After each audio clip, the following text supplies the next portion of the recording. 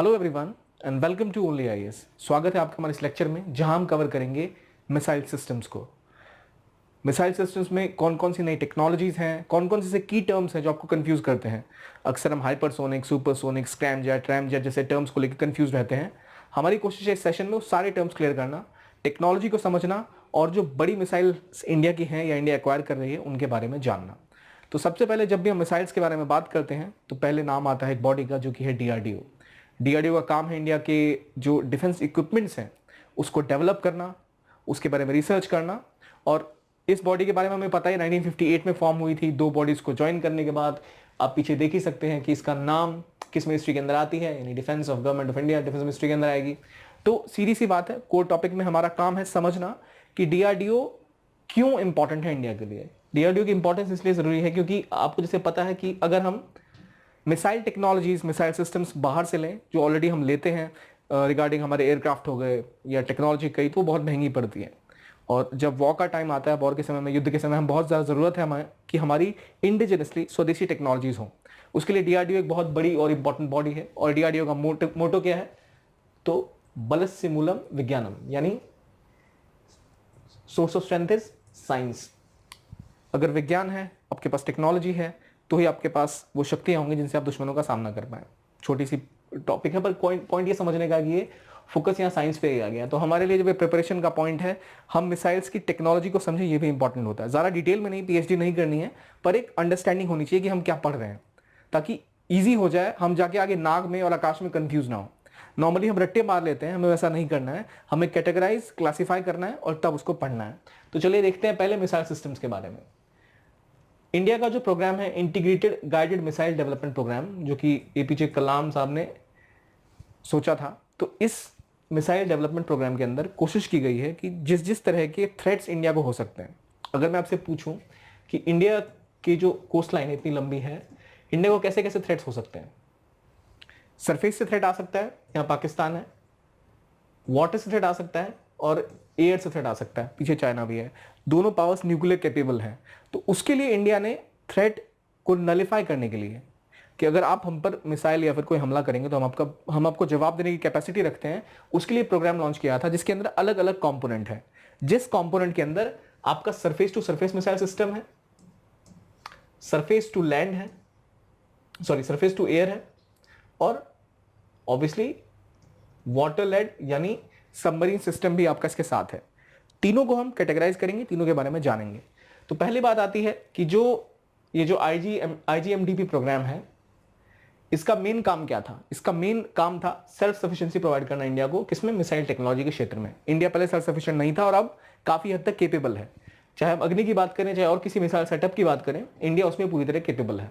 तो जब हम मिसाइल डेवलपमेंट की बात करते हैं तो कई की टर्म आप सुनते हैं, जैसे short range missiles, intermediate missiles, short range low level surface missile, medium range surface to air missile, या फिर third generation anti tank missile. ये नाम आपको पता है, नाग आपने सुना है, अग्नि आपने सुना है, पृथ्वी आपने सुना है, त्रिशूल आपने सुना है। मेरी कोशिश यहां ये नहीं है कि आपको ये रिपीट कराया जाए। मेरी कोशिश है कि जो भी ये टर्म्स हैं, शॉर्ट रेंज क्या होता है, इंटरमीडिएट रेंज क्या होता है, लॉन्ग रेंज क्या होता है, इसकी क्लैरिटी अगर आपको मिल जाएगी तो इसे याद करना काफी ईजी हो जाता है। तो वो हम करेंगे कवर टॉप टू एंड। उससे पहले मैं आपको ये बताना चाहूंगा कि हमारा प्रारंभ का प्रोग्राम स्टार्ट ही होने वाला है just.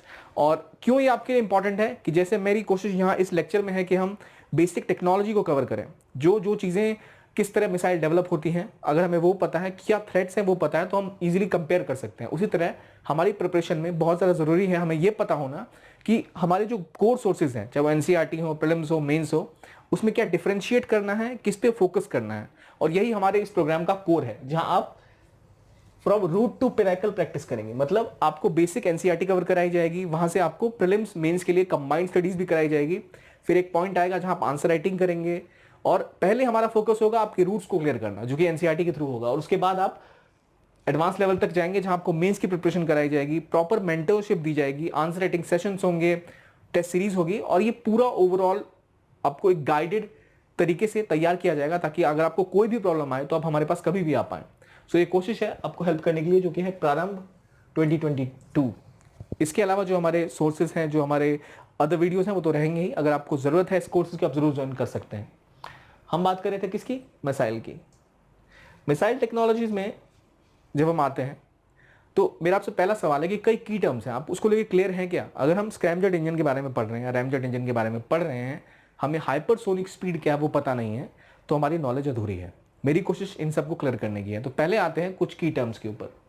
Propulsion, engine, ballistic, cruise, ऐसे कई शब्द आप सुनते हैं। इनका बेसिक मतलब क्या होता है? पहले अगर हम ये क्लियर हैं कि भाई हाइपरसोनिक साउंड की स्पीड क्या होती है, सुपरसोनिक स्पीड क्या होती है, तभी हम जाके रैमजेट स्क्रैमजेट समझ सकते हैं। तभी जाके हम क्रूज मिसाइल, बैलिस्टिक मिसाइल का फर्क समझ सकते हैं कि इंजन में क्या फर्क होता है, राइट? तो ये सभी की टर्म पहले हम समझने की कोशिश करेंगे। सबसे पहले बात आती है, आपने सुना होगा हाइपरसोनिक, सुपरसोनिक और सबसोनिक के बारे में। अब ये बात है क्या? एक होती है speed of sound, right?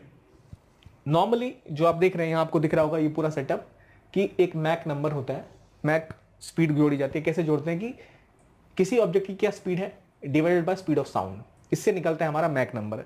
Calculation पे मत जाइए, कोर कहानी है कि आवाज की गति से कितना ज्यादा कोई चीज ट्रेवल करती है, उससे उसका हमें मैक नंबर पता चलता है।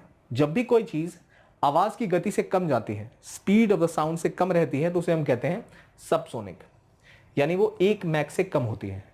क्या होती है? सबसोनिक। नॉर्मली जो भी चीज आवाज की गति से कम है वो क्या है? सबसोनिक। जब हम उससे ऊपर जाते हैं देन वी रीच सुपरसोनिक, यानी साउंड की स्पीड से ज्यादा, which is more than 1 Mac.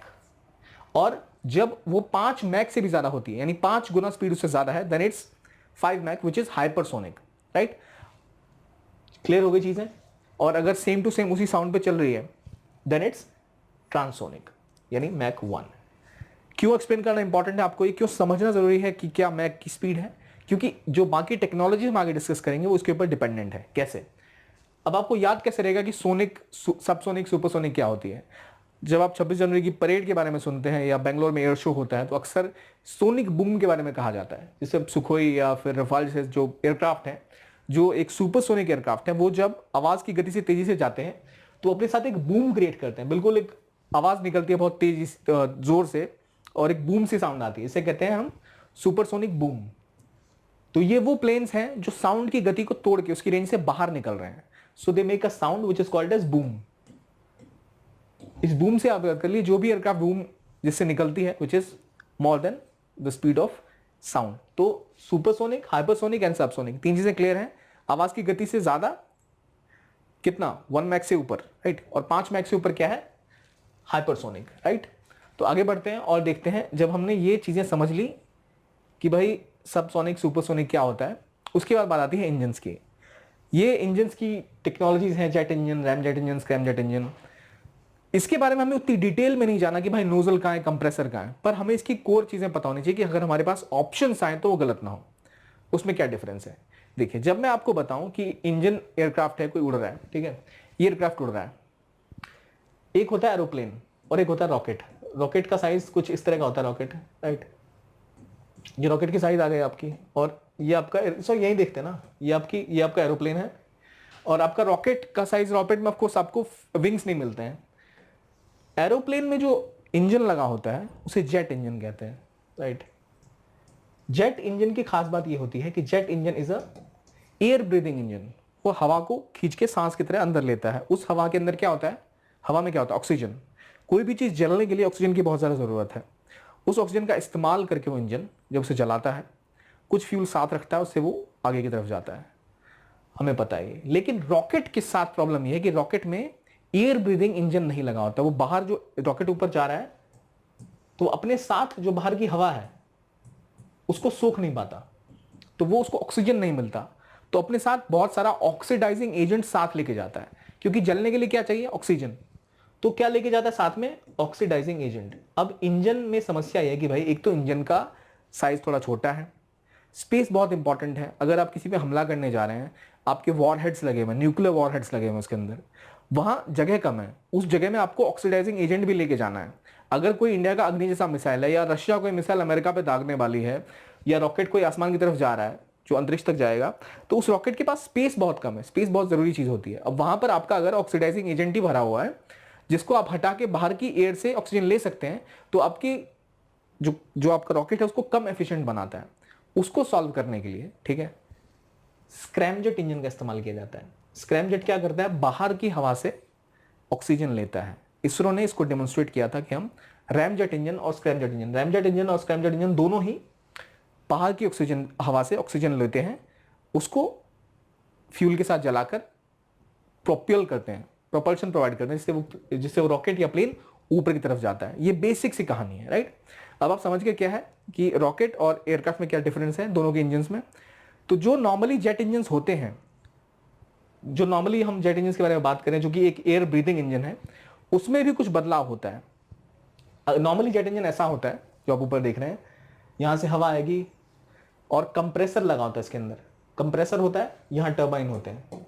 तो टर्बाइन और कंप्रेसर लगे होते हैं इसके अंदर, जो हवा को खींचेंगे, उसको कंप्रेस करेंगे। क्योंकि जब कोई जेट इंजन होता है उसमें जो हवा आती है वो अगर मैक से ज़्यादा है, 2 मैक 3 मैक की स्पीड में जा रहा है, कोई एयर अगर आ रही है, तो वो उसे कंप्रेस नहीं कर पाता, वो उसको यूज़ नहीं कर पाता, तो उसको कंप्रेस करना पड़ेगा।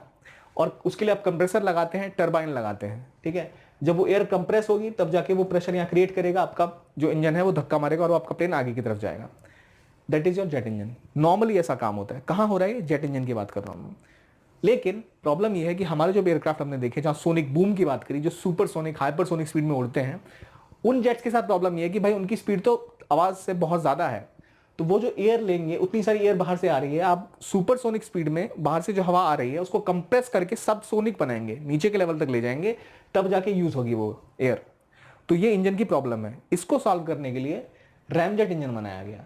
रैमजेट इंजन में आपको एयर को कंप्रेस नहीं करना पड़ता, तो कंप्रेसर नहीं है इसके अंदर। ये जो कंप्रेसर आप देख रहे थे, ना ही टर्बाइन लगे हुए हैं, ठीक है। सीधा आप एयर लेंगे और उसको आप जो आपके साथ फ्यूल है उसके साथ यूज कर पाएंगे।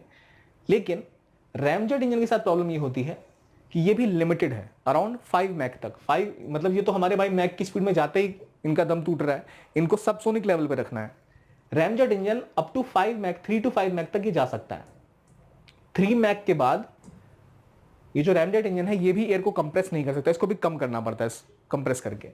तब हमारा काम में आता है स्क्रैमजेट इंजन, अगेन जो कि एक एयर ब्रीदिंग सिस्टम है। याद रखिए, जो हमें आप नॉर्मली पढ़ते हैं कि भाई इंजन जो वो एयर ब्रीदिंग सिस्टम है, तो आप कहेंगे जेट इंजन भी तो एयर को ब्रीद कर रहा है, लेकिन जेट इंजन रॉकेट में नहीं लगते, ठीक है। जो इसरो ने भी डेमोन्स्ट्रेट किया था कि रॉकेट इंजन में भी वो रैमजेट इंजन का इस्तेमाल करेंगे या फिर स्क्रैमजेट इंजन का इस्तेमाल करेंगे। स्क्रैमजेट इंजन कितनी स्पीड तक ले रहा है? हाइपरसोनिक, इसकी कोई लिमिट अभी तक पता नहीं है।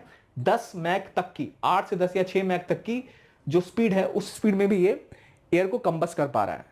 ये डिफरेंस है रैमजेट, स्क्रैमजेट और जेट इंजन में। और याद रखिए, इसरो या डीआरडीओ जो काम कर रहे हैं उसमें रॉकेट का इंजन है वो या एयरक्राफ्ट का इंजन है, उससे बहुत फर्क पड़ता है, ठीक है। इसलिए जब आप रफाले वगैरह की बात करते हैं या फिर सुखोई की बात करते हैं, those are aeroplanes, right. Rocket नहीं है वो, रॉकेट में विंग्स नहीं होते, तो एयर वेंट नहीं होते। इनके साथ प्रॉब्लम ये होती है रैमजेट और स्क्रैमजेट इंजन में कि रैमजेट जब चलने लगता है कोई प्लेन 0 की स्पीड में है तो उसको स्टार्ट नहीं कर सकता। कोई रैमजेट इंजन के साथ अगर कहीं लगा है किसी रॉकेट में तो वो 0 से स्टार्ट नहीं कर सकता, तो उसको स्टार्ट करेंगे पहले बूस्टर्स चाहिए होते हैं। तो इसीलिए जब आप ऐसा कोई आप सेटअप देखते हैं जहां आप देखते हैं बैलिस्टिक मिसाइल का, ठीक है, ये बैलिस्टिक मिसाइल का सेटअप है, यहां देख रहे हैं आप बूस्टर लगा हुआ है इसके अंदर जो टूट के बाहर निकल रहा है। बूस्टर क्यों लगता है इसके अंदर? क्योंकि अगर इसके अंदर रैमजेट इंजन लगा हुआ है तो रैमजेट इंजन काम करने के लिए पहले उसको सुपरसोनिक स्पीड चाहिए होगी। जब आपको 0 से किसी स्पीड को ऊपर लेके जाना है, वहां पहुंचाने के लिए आपको लगेगा एक बूस्टर। ये बूस्टर है, पहले बूस्टर्स को एक स्पीड देगा, उस स्पीड तक पहुंचने के बाद रैमजेट इंजन ऑन होगा, जो बाहर से ऑक्सीजन खींचेगा, जो ऑक्सीडाइजिंग एजेंट होगा उसकी जरूरत नहीं होगी, जो जगह खाली बचेगी उसमें हम अपने न्यूक्लियर वेपन्स या और हथियार डालेंगे, वो इसको धक्का मारेगा और ये और ज्यादा ट्रेवल करके दुश्मनों के अड्डे तक पहुंच जाएगा। ये आपका सिस्टम है किस चीज का? रैमजेट इंजन का, ये और बैलिस्टिक मिसाइल सेटअप का। भी हम इसके बारे में और डिटेल में बात करेंगे। पहले हम जहां पर थे वो जगह थी ये। तो ये कोर कहानी है रैमजेट, स्क्रैमजेट और जेट इंजन की। आई होप आपको क्लैरिटी हो गई होगी इसके बारे में।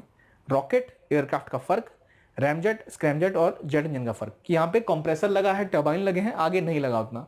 मैं आपको नोजल वगैरह का उतनी डिटेल में नहीं जा रहा हूँ, हमें उसकी जरूरत अभी है नहीं उतनी। आगे बढ़ते हैं, अब देखते हैं दूसरी बात। कुछ और की टर्म जो आप देखते हैं, subsonic, supersonic, scramjet engine, ramjet engine, कुछ इसी तरह से ही हम देखते हैं टैक्टिकल, इंटरमीडिएट और स्ट्रेटेजिक। ये जो की टर्म है इसका क्या फर्क है? ये की टर्म ये है कि भाई कितने एरिया में वो काम करेगा। थिएटर मतलब एक लोकल लेवल के एरिया में काम करने के लिए बनाया गया, वो रीजनल मतलब एक रीजनल लेवल तक कवर करेगा। वो तो कितना टाइम किसी प्लेन को लग रहा है, कितने रीजन को आप कवर करें उस मिसाइल टेक्नोलॉजी के साथ, वो उसका कोर पॉइंट होता है। अब आते हैं दो और की टर्म के ऊपर, which is cruise missile and ballistic missile.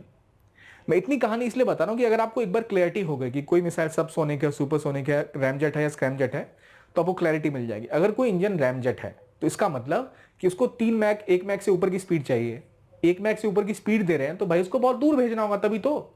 अगर मुझे इंडिया से कोई मिसाइल पाकिस्तान भेजनी है तो मुझे उसमें रैमजेट लगाने की जरूरत उतनी है नहीं, क्योंकि बहुत पास है, वो ऐसे भी चला जाएगा, उसमें नॉर्मल फ्यूल भी डालूंगा तो चला जाएगा। लेकिन अगर लॉन्ग रेंज मिसाइल है उसके लिए मुझे रैमजेट या स्क्रैमजेट इंजन चाहिए होगा, राइट। ये थोड़ा दिमाग आपको लगाना चाहिए इसके पीछे। फिर बात आती है क्रूज मिसाइल की। हमने सुना है कि भाई ब्रह्मोस जो है सबसे फास्ट क्रूज मिसाइल है, अग्नि जो है बैलिस्टिक मिसाइल है। बैलिस्टिक मिसाइल और क्रूज मिसाइल का क्या फर्क होता है? देखिए, अगर आप इंडिया में है और आपको रशिया से जंग लड़नी है, चाइना से जंग लड़नी है, बीजिंग बहुत दूर है, उतने दूर जाने के लिए आप अपने मिसाइल को यहाँ से दागेंगे, ये बिल्कुल बाहर की तरफ जाएगा, आउटर एटमॉस्फेयर में, आपकी जो बेसिक लेयर ऑफ अर्थ है उसके बाहर जाता है, आउटर एटमॉस्फेयर से दोबारा एंट्री करता है और तब दुश्मन के ऊपर अटैक करता है। ये आपका बैलिस्टिक मिसाइल है। लेकिन बैलिस्टिक मिसाइल के साथ प्रॉब्लम ये होती है कि आप उसको गाइड नहीं कर सकते। आपने यहां से दाग दिया, ये आउटर एटमॉस्फेयर में गई और आप ट्रेजेक्ट्री सेट करते हैं कि भाई इतने इतने एंगल पे जाकर यहां पे गिर जाना चाहिए इसको, that is your ballistic missile. लेकिन अगर मान लो मुझे किसी पहाड़ी के पीछे कोई जगह है जिसको स्ट्राइक करना है, बीच में दो देश हैं, उसमें से बिल्कुल भाई रशिया पे नहीं गिरना चाहिए, वो जाके इराक पे गिरना चाहिए या ईरान पे गिरना चाहिए, मुझे कुछ ऐसा प्लान करना है, तो उसके लिए मुझे वो मिसाइल चाहिए जिसको मैं गाइड कर पाऊँ, which is called as cruise missile. तो क्रूज मिसाइल की क्या खास बात है? Cruise missiles are basically guided missile. Car के अंदर भी होता है ना क्रूज मोड, तो आप उसको बस लगा के छोड़ दो उस पर, तो बस आपने यहाँ पे ट्रेजेक्ट्री सेट कर दी कि भाई तुम्हारा रास्ता ये है, भाई आप यहाँ से ऐसे से जाएंगे और ऐसे आगे दुश्मन पे स्ट्राइक करेंगे। तो ये अगर कोई किसी पिच के पीछे छुपा भी हुआ है तो आप यहाँ भी इसको स्ट्राइक कर सकते हैं, बिकॉज इट इज गाइडेड। तो ये क्रूज मिसाइल असल में बस गाइडेड होती है। बैलिस्टिक मिसाइल बिल्कुल इस तरह की होती है जो आउटर एटमॉस्फेयर में जाती है। आपको क्लैरिटी मिल गई what is ballistic, what is cruise. अब देखते हैं इसके पीछे की थोड़ी सी और कहानी कि रेंज में क्या डिफरेंस होता है। मान लीजिए तस्वीर है, ये अर्थ है, यहां से अगर आप किसी चीज को लॉन्च कर रहे हैं तो ये आपका एटमॉस्फेयर है, राइट। तो जब आप बैलिस्टिक मिसाइल लॉन्च करते हैं तो बहुत हाइट तक जाता है, वो आउटर एटमॉस्फेयर में जाके इस तरह से आके अटैक करता है। जो अपने पीक पे पहुंचता है तो 1400 किलोमीटर तक की हाइट पे पहुंच जाता है वो मिसाइल, राइट। यहां से ट्रेजेक्ट्री होती है बैलिस्टिक मिसाइल की। लेकिन अगर मैं हाइपरसोनिक की बात करूं, हाइपरसोनिक ऐसे जाता है और गाइड करके अटैक कर देता है। लेकिन अब एक नई चीज निकली है विच इज हाइपरसोनिक ग्लाइडर ट्रेजेक्ट्री। ये क्या करती है कि नॉर्मली क्रूज के साथ खास बात ये थी कि क्रूज मिसाइल जब जाती है तो आप मिसाइल से बच के टारगेट पर अटैक कर सकते हैं। यहां पे ये जो ग्लाइडर ट्रेजेक्ट्री है, ये बिल्कुल जो लेयर है जहां पर रडार उसे डिटेक्ट करता है उसकी रेंज के अंदर रहते हुए अटैक कर देती है। फॉर एग्जांपल बैलिस्टिक रेंज है, यहां पर आपने कोई रडार लगा रखा है जो कि मिसाइलों को रोक सकता है। आप यहां से बैलिस्टिक मिसाइल लॉन्च करेंगे तो इस रीजन में पहुंचने के बाद इस पूरे रीजन में वो बैलिस्टिक मिसाइल को पहचान सकता है। चाहे बैलिस्टिक मिसाइल आई, इतना टाइम है, इतनी देर में आपका रडार इसको अटैक करके गिरा सकता है। क्रूज मिसाइल भी अगर इस रीजन में ऐसे आएगी तो वो उसको भी पहचान के मार सकता है। लेकिन जो ग्लाइडर टेक्नोलॉजी है वो इसको बिल्कुल इसके रडार के जोन के नीचे नीचे लाएगी और बहुत कम डिस्टेंस मिलेगा, टाइम मिलेगा इस क्रूज मिसाइल को, इस रडार को इस मिसाइल को अटैक करने के लिए, बस इतना सा टाइम है। इसे क्या कहते हैं? ग्लाइडर ट्रेजेक्ट्री, कि उसके अंदर से एक और मिसाइल ग्लाइड करके निकलती है और अटैक कर देती है। ये बेसिक कहानी है, हमने कोर समझ लिया, व्हाट इज डिफरेंस। अब देखते हैं बैलिस्टिक मिसाइल का, जो मैं पहले आपको ट्रेजेक्ट्री समझा रहा था, क्योंकि अक्सर इनमें ऐसे इंजन्स लगे होते हैं जो जीरो से पावर सोर्स नहीं लगा सकते, उसमें बूस्टर लगे होते हैं जो इसको बूस्ट करते हैं और इस तरह आकर आपके दुश्मन के ऊपर अटैक करता है। खास बात ये कि लॉन्ग रेंज में बहुत काम आते हैं, न्यूक्लियर कैपेबल रहते हैं, आपको कोई खतरा नहीं होता। बैलिस्टिक समझ लिया हमने, क्रूज मिसाइल समझ लिया, ग्लाइडर टेक्नोलॉजी भी समझ ली। अब आते हैं short range, medium range, long range missiles के ऊपर। ये अर्थ आपको दिख रही है। सबसे पहले बात आती है शॉर्ट रेंज की, SRBM। Short range, let's say आप इंडिया में है, पाकिस्तान पे गिराना है, Islamabad, Karachi, right. Medium range पे आ जाते हैं, कोई पाकिस्तान में बैठा है, उसे अगर अरुणाचल प्रदेश पे बॉम्ब गिराना है मिसाइल, तो वो मीडियम रेंज कहलाएगा। फिर एक ICBM आता है, इंटरकॉन्टिनेंटल। इस तरह के रेंजेस आते हैं कि कितना डिस्टेंस आपको कवर करना है। तो इंडिया के पास इंटरकॉन्टिनेंटल मिसाइल्स भी हैं, बैलिस्टिक मिसाइल्स। इंटरकॉन्टिनेंटल मतलब एशिया से यूरोप तक मारक क्षमता रखते हैं, इंडिया से रशिया तक मारक क्षमता रखते हैं, जिनका नाम है अग्नि। ये हो गई कोर कहानी। तो ये उनका कोर्स डिजाइन किया हुआ, कैसे वो मूव करते हैं, तो कहाँ कहाँ पे जो आपके जो डिफेंस टेक्नोलॉजी है, थार्ड वगैरह, वो कैसे काम करती है, इसके बारे में हम आगे चर्चा करेंगे जब हम एयर डिफेंस टेक्नोलॉजी के बारे में पढ़ेंगे। अभी हम शुरू करते हैं हमारी बेसिक मिसाइल्स के बारे में। तो जैसे मैंने आपको बोला कि एक होती है बैलिस्टिक मिसाइल, क्रूज मिसाइल, उसी तरह से जिस तरह की उसकी काम होते हैं ऑब्जेक्टिव, उसको लेकर आप बनाते हैं ऑब्जेक्टिवली कौन सा मिसाइल आप बनाना चाहते हैं। अगर इंडिया को बैटल फील्ड पे पाकिस्तान के साथ लड़ाई हो रही है, दुश्मन अटैक करने वाला है, 25 किलोमीटर दूर एक पहाड़ के किनारे दुश्मन बैठे हैं, तो उनके ऊपर बैलिस्टिक मिसाइल तो नहीं दागेंगे, हमारे फौजी मर जाएंगे। तो हम क्या करेंगे, हम उसके लिए बनाएंगे टैक्टिकल मिसाइल। टैक्टिकल मिसाइल की खास बात ये होती है सरफेस टू सरफेस होते हैं और शॉर्ट रेंज के लिए होते हैं। ये किसी भी तरह के मिसाइल जो शॉर्ट रेंज के लिए होंगे वो टैक्टिकल कहलाते हैं। लॉन्ग रेंज वाले आपके इंटर कॉन्टिनेंटल हो सकते हैं, शॉर्ट रेंज हो सकते हैं, मीडियम रेंज के हो सकते हैं। टेक्निकल समझ गए आप? तो टेक्निकल मतलब जो कम रेंज पे काम कर सके, जिसको आप किसी ट्रक के ऊपर चढ़ा के ले जाए बैटलफील्ड में, वहां भी अटैक कर पाए। तो अब बात करते हैं टैक्टिकल मिसाइल में इंडिया ने SRBM काम शॉर्ट रेंज के लिए बैलिस्टिक मिसाइल डेवलप करनी स्टार्ट करी। ये क्यों काम कर रही है कि भाई पाकिस्तान से अगर कोई थ्रेट आए तो शॉर्ट रेंज पे उसका सामना किया जा सके। अब आते हैं mainly short range missile technology में कौन सी इंडिया की प्रमुख मिसाइल्स हैं। लॉन्ग रेंज में अग्नि का मैंने नाम बताया आपको, शॉर्ट रेंज में पृथ्वी आती है। पृथ्वी का नाम SS-150, 250, SS-350 है। तो क्या कहानी है भाई इसकी कि ये अलग अलग वेरिएंट है आर्मी के लिए, एयरफोर्स के लिए और नेवी के लिए। इनका पेलोड डिफर करता है कि भाई किस किस रेंज तक जाएंगे। SS-350 है तो 350 किलोमीटर की रेंज होंगी। SS-250 है, इसको भी अपग्रेड कर दिया गया है। 250 हमारी पहले, अभी 350 तक ये भी जाती है। तो इस तरह के अलग अलग वर्जन थे, इनका पेलोड अलग अलग होता है। पेलोड मतलब अपने साथ कितना ये असला बारूद ले जा सकते हैं। तो जब हम बात करें किसकी, पृथ्वी की, पृथ्वी क्या होता है? पृथ्वी का मतलब होता है अर्थ, राइट। पृथ्वी मतलब जमीनी स्तर पे, तो पहले कह सकते हैं आपकी सरफेस पे अटैक करने के काम आएगी। तो चाहे एयरफोर्स अटैक करे from air to surface, navy use करे वाटर टू सरफेस, या आर्मी इस्तेमाल करे सरफेस टू सरफेस, राइट। तो पृथ्वी कैसा आपका मिसाइल है? It is a single stage liquid fuelled surface to surface ballistic missile. Ballistic missile है मतलब हमें इसकी ट्रेजेक्टरी पता, हम इसकी ट्रेजेक्टरी सेट करके छोड़ देते हैं, इसको गाइड नहीं कर सकते। मतलब अगर आपको टारगेट कहीं करना है कि भाई एक पहाड़ी के पीछे कोई बैठा है वहां टारगेट कर दे, तो वैसा नहीं है। आपने इसको छोड़ दिया, वो गया उस पाकिस्तान में और बॉम्ब फोड़ दिया और आपकी ऑब्जेक्टिव की पूर्ति हो गई, राइट। ये इसकी रेंज 150 किलोमीटर तक की है। तो शॉर्ट रेंज में है, ये सिंगल स्टेज की है। और क्या नाम है इसका? पृथ्वी। इसी में पृथ्वी को अपग्रेड करते हुए पृथ्वी 2 बनाया गया, which is again a single stage fuel, liquid fuel missile. Fuel कैसे कह सकते हैं? लिक्विड फ्यूल हो सकता है, सॉलिड फ्यूल हो सकता है, या फिर क्रायोजेनिक फ्यूल हो सकता है। क्रायोजेनिक मतलब जो बहुत लो टेम्परेचर पे होता है। क्रायोजेनिक के लिए अक्सर आप जो लॉन्ग रेंज मिसाइल्स उसमें कोशिश करते हैं यूज करने का, राइट।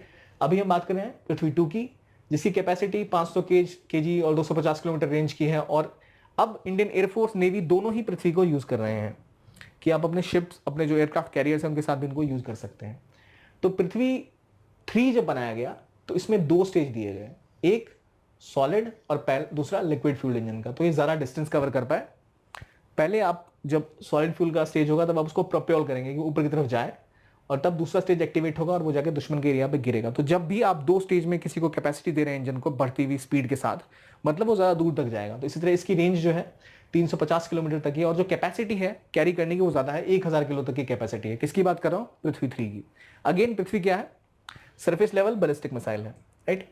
इसके बाद अगला जो आता है Dhanush. Dhanush surface to surface या ship to ship Prithvi 3 missile का एक अलग तरह का वेरिएंट है। धनुष किस तरह इस्तेमाल किया जाता है? भाई आपने धनुष यहां लगाया और छोड़ दिया, राइट।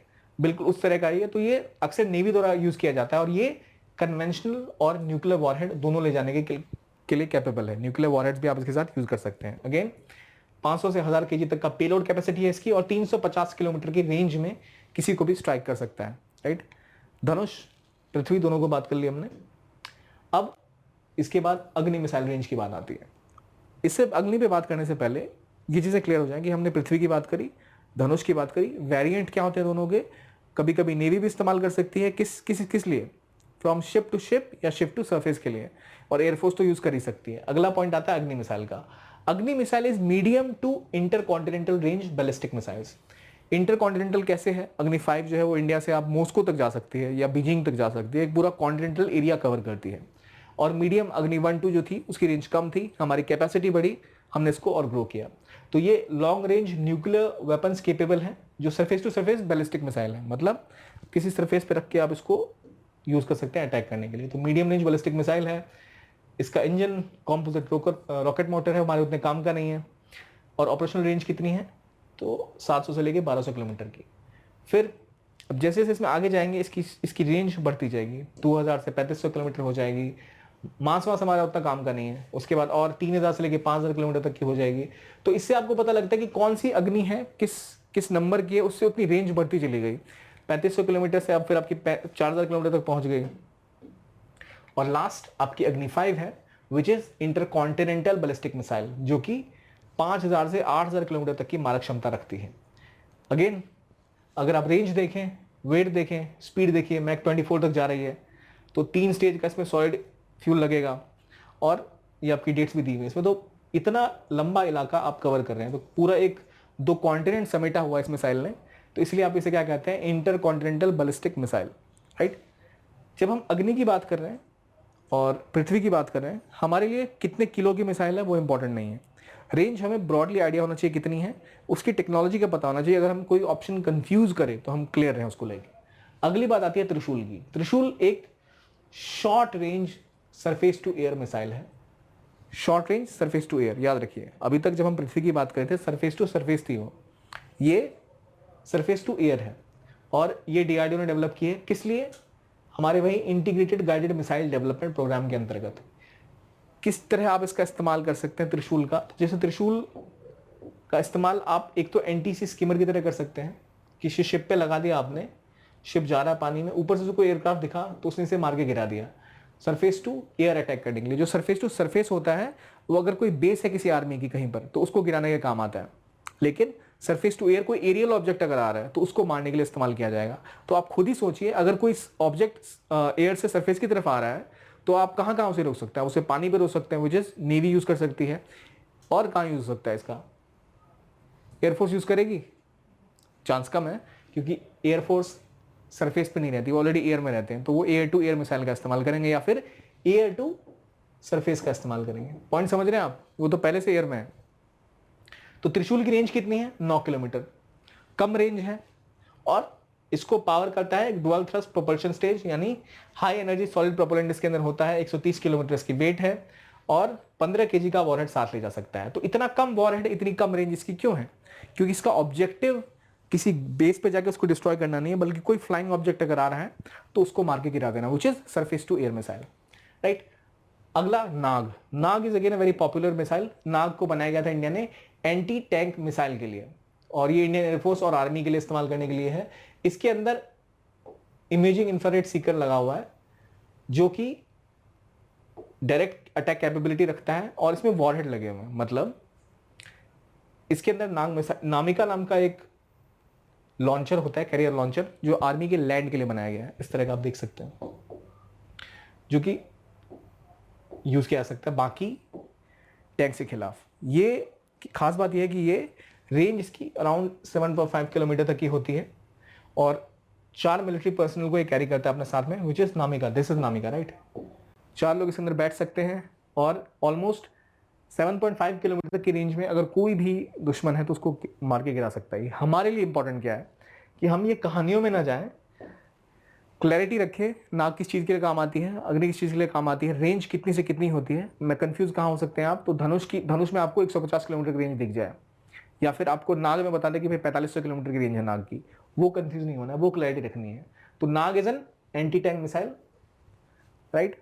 तो अटैक कहाँ करेगा, एयर पे अटैक करेगा नहीं, कहाँ अटैक करेगा, जमीन पे, टू सरफेस।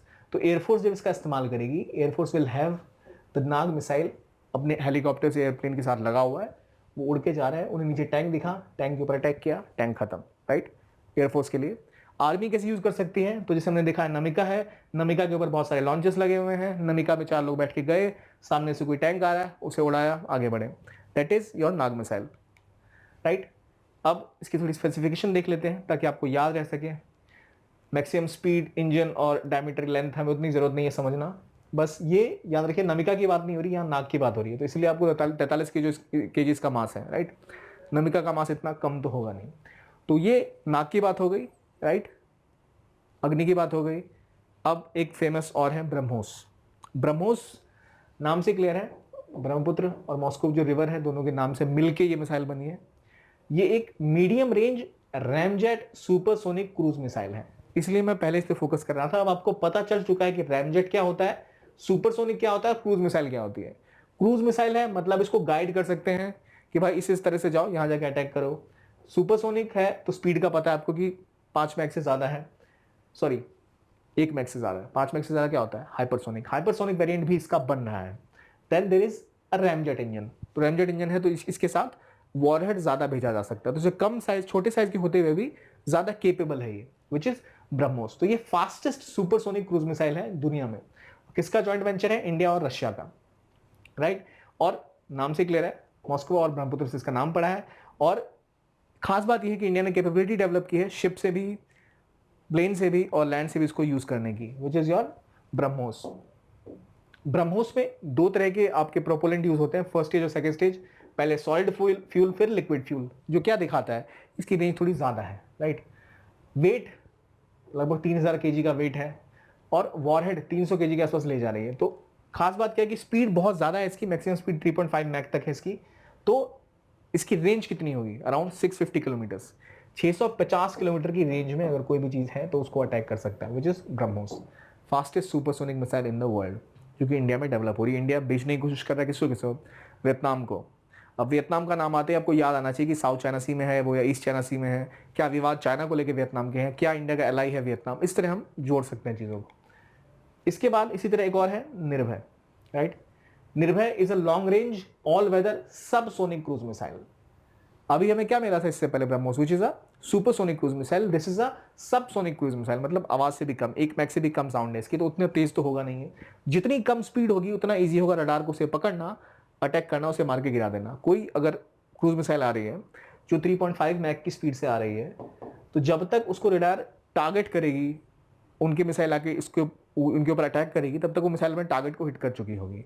स्लो मिसाइल को टारगेट करना ईजी होता है, उसको पकड़ना आसान होता है, इसीलिए जो ब्रह्मोस है इतनी इंपॉर्टेंट है। खास बात जो हमारे काम के निर्भय में आप कन्वेंशनल और न्यूक्लियर वॉरहेड दोनों लेके जा सकते हैं। मेरा आपसे एक तरह का सवाल है, क्या ब्रह्मोस में आप न्यूक्लियर वॉरहेड ले जा सकते हैं या नहीं। यहाँ पर इसलिए मेंशन है क्योंकि हम अक्सर कंफ्यूज हो सकते हैं क्या निर्भय लेके जाएगा या नहीं न्यूक्लियर वॉरहेड। तो ये न्यूक्लियर वॉरहेड लेके जा रहा है। इसमें भी 2 स्टेज हैं, पहला सॉलिड फ्यूल, दूसरा लिक्विड फ्यूल, और 1000 किलोमीटर तक की रेंज है, 0.66 से लेकर 0.7 मैक तक की स्पीड है, राइट। तो हमें निर्भय का भी अंदाजा लग गया, ब्रह्मोस की बात हो गई।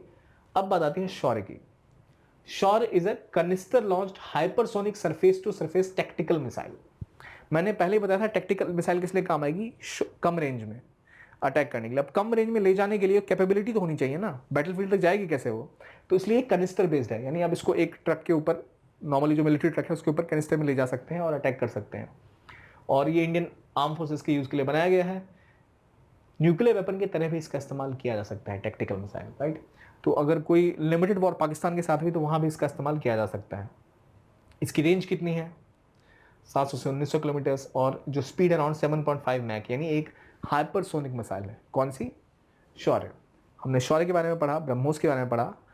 खास बात ये, it is tactical missile, not a cruise missile, right. Cruise missile को आप गाइड कर सकते हैं, यही खास बात है किस चीज़ की, ब्रह्मोस की, विच इज अ क्रूज मिसाइल।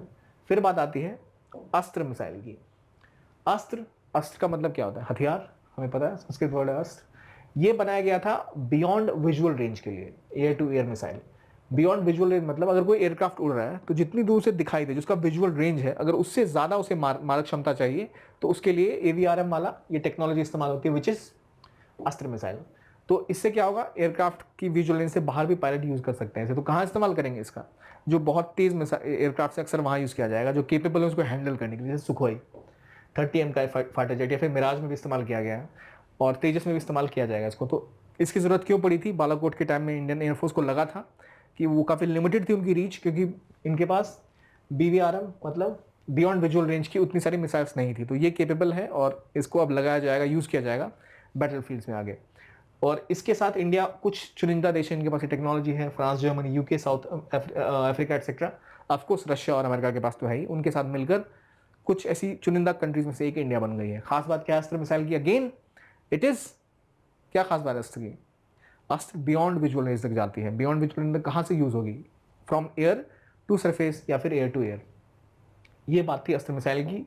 ये अस्त्र मिसाइल है। अब देखिए आपको ये प्रॉबेबली पता लग चुका होगा अब कि जब मैं बात करूं सोनिक, सबसोनिक, हाइपरसोनिक का तो क्या डिफरेंस है, बैलिस्टिक क्रूज मिसाइल में क्या फ़र्क है, इंजन टेक्नोलॉजी कैसे काम करती है, कोर कहानी क्या है, इन चीज़ों की वो आप समझ चुके हैं। आगे हम कवर करेंगे जो डिफेंस सिस्टम है इंडिया का, वो कि भाई जो मिसाइल्स आएंगे सरफेस से उसको कैसे रोकेंगे, थर्ड क्या है, इन सभी चीज़ों को हम आगे कवर करेंगे। और जो नेवी की स्पेसिफिकली अगर वॉरफेयर की मिसाइल्स हैं उन सबको कवर किया जाएगा।